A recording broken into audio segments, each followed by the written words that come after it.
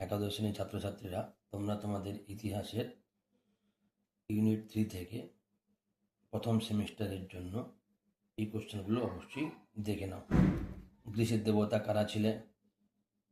আকাশের দেবতা জিউস, সাগর ও ভূমিকম্পের পসিডন, পরলোকের হ্যাডেস। গ্রীসের দেবতাদের শ্রেষ্ঠ কে? জিউস। এথেন্সের দেবীর নাম কি? এথেনা। গ্রীসের প্রতিবেশী সাম্রাজ্য কি ছিল? হিট্টাইট লেডিয়ান। আমি একজন বিশ্ব নাগরিক কার উক্তি? ডায়োজিনিস। গ্রিক শব্দ মনসের অর্থ কি? একক। গ্রিক শব্দ আর্খো অর্থ কি?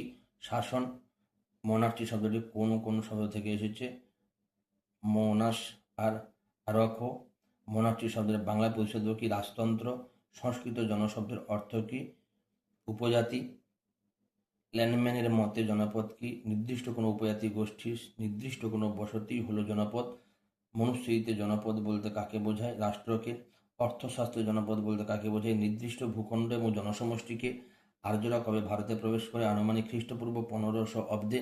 আর্যরা প্রথমে কোথায় বসতি গড়ে তোলে? উত্তর পশ্চিম ভারতের সিন্ধু অঞ্চলে, অর্থাৎ সপ্ত সিন্ধু অঞ্চলে। আর্য সমাজে গোত্র, গ্রাম 20 জন কিভাবে গড়ে ওঠে? কয়েকটি পরিবারে নিয়ে। গোত্র, কয়েকটি গোত্র নিয়ে গ্রাম, কয়েকটি গ্রাম নিয়ে 20, কয়েকটি 20 নিয়ে জন। সপ্ত সিন্ধু কি? উত্তর পশ্চিম ভারতের 7টি নদী অববাহিকা, যেমন শতদ্রু, বিপাশা, ইরাবতী, বিতস্তা, চন্দ্রভাগা, ইরাবতী, সিন্ধু, সরস্বতী।